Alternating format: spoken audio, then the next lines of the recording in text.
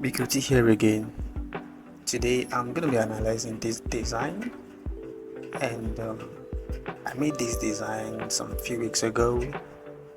So a client reached out to me to make this design, and I just made it really simple. So I'm going to be analyzing this for absolute beginners. Obviously, I focused on how you can get started in graphic design.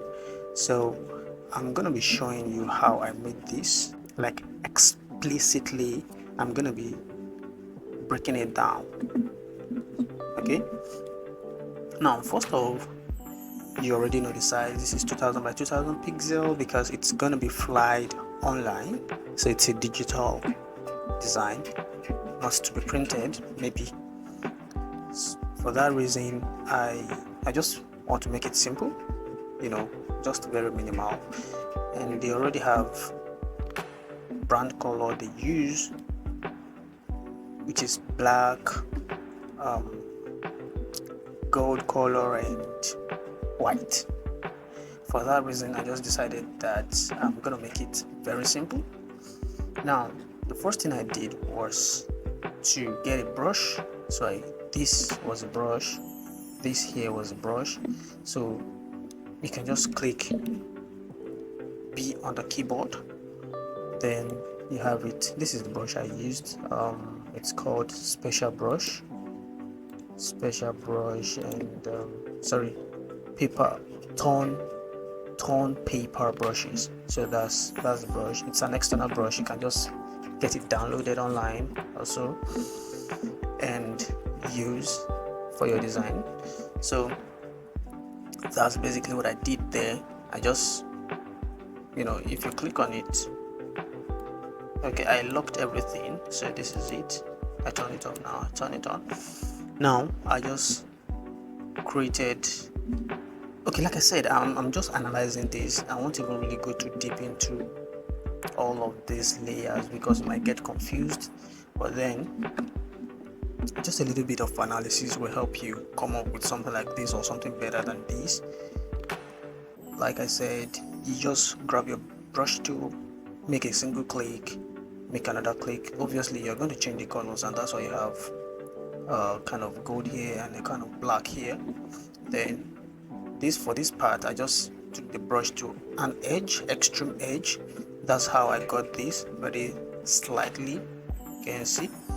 Now another thing I used was that I had a pattern background here, and if you zoom closely you will see that there seems to be like a noise. So I added a noise to this background. I added a noise to it. Then for this, I think there was a particular tutorial I made where I explained this, but in case you want to achieve something like this, just come to your shape, pick the shape, and you can see. So once you have the shape, obviously you come to fill, turn it off, then give it a stroke, maybe like a black color. Then you come right here and give it like maybe like, let's say, a little bit. Okay, this is too much.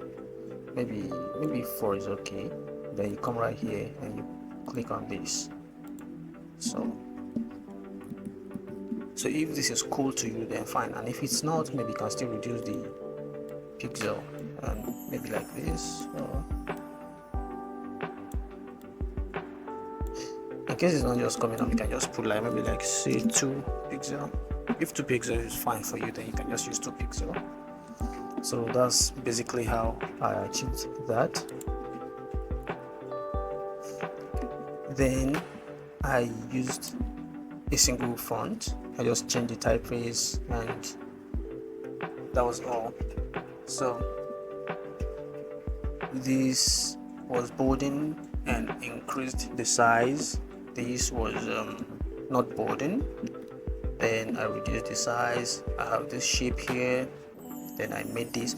Another thing you need to really pay attention to is once you're given a brand color, always try as much as possible to follow suit. And that's why you see I never used any other color aside the brand color, which is white, black, and gold kind of.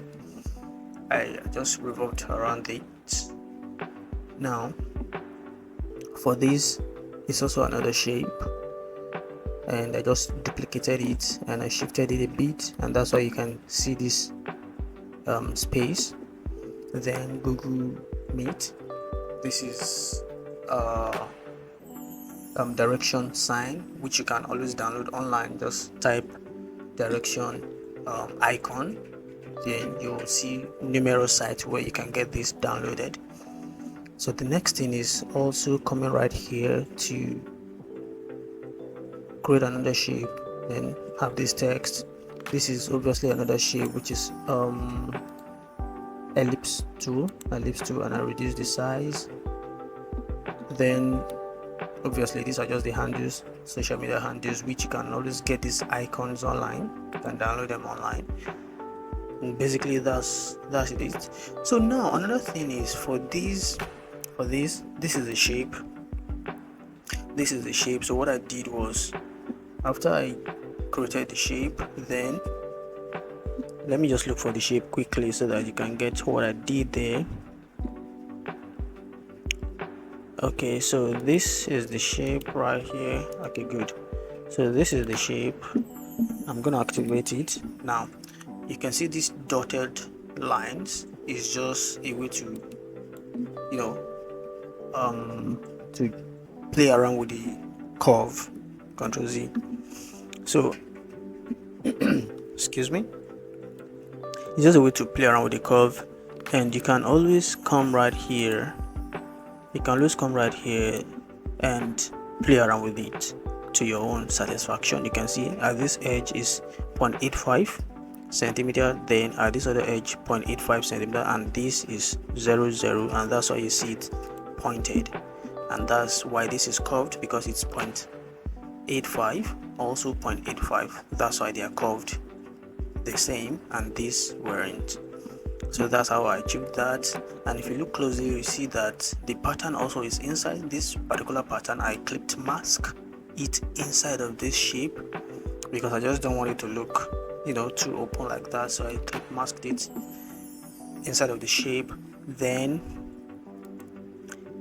if you look closely, you see that for the text to kind of pop up, I decided to use a black gradient, so that this down part, this bottom part, could be a little bit darkened, then this text could pop up. So this also is another shape. Then you can just clip mask it inside of it so that it fits into this shape directly. And there are numerous ways you can do this. You can either erase it, or you clip mask it inside of this shape, and you have something like this. Now to achieve this, I think I have to make a separate tutorial for it because it's gonna really take a long time. But let me just briefly explain how I did this. And obviously you might see that there are some inconsistency here. Apparently it's just because of the client. So the client said I don't want the head to pop up like mine or something like that, so that's why I had to do it like this, else both of them would have popped out the same way, to just make everything balanced. But they say customers are always right, so that's what they want.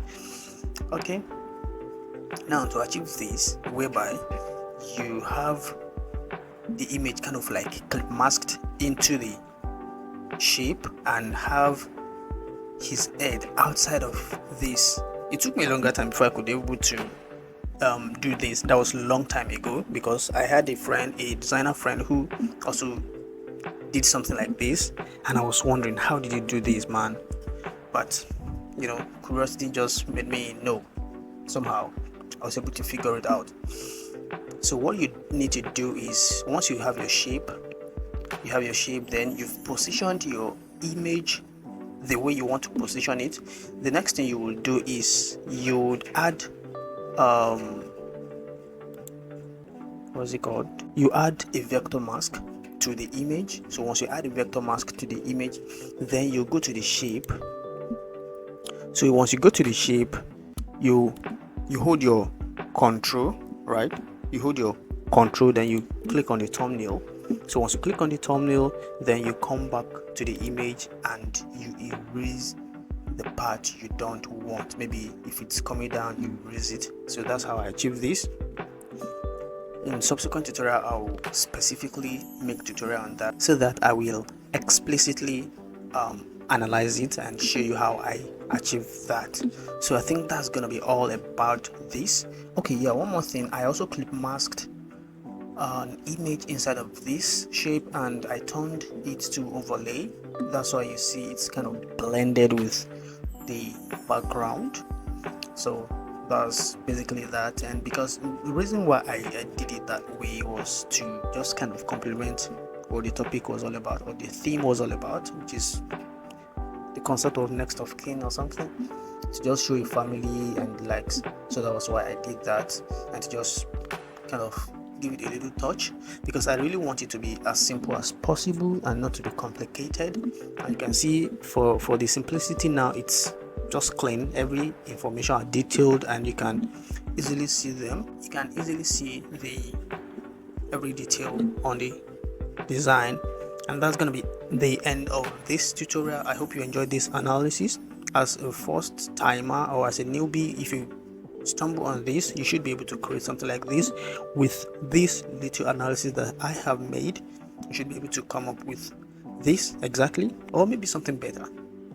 Yeah, so that's all for today, and I hope you enjoyed this tutorial. So let me know what you feel about this tutorial in the comment section, and don't forget to hit up the subscribe button if you've not done so. And if you're a returning subscriber, thank you for always sticking by, and I hope you'd enjoy this. And like I said, it's gonna be back-to-back posting of tutorials. Sorry about that. Last month I couldn't, okay, we're seeing a new month. We're still in the month of March. I couldn't post a lot in March because of time schedule and the likes, but now I'm gonna be back fully, and the dimension of content this time around is gonna change, because I will be sitting and making a head shirt tutorial, more like me speaking my experience so far as a graphic designer, how I started and where I am and where I'm hoping to get to in nearest future. So if this sounds like something you are really interested in, don't forget to hit the subscribe button.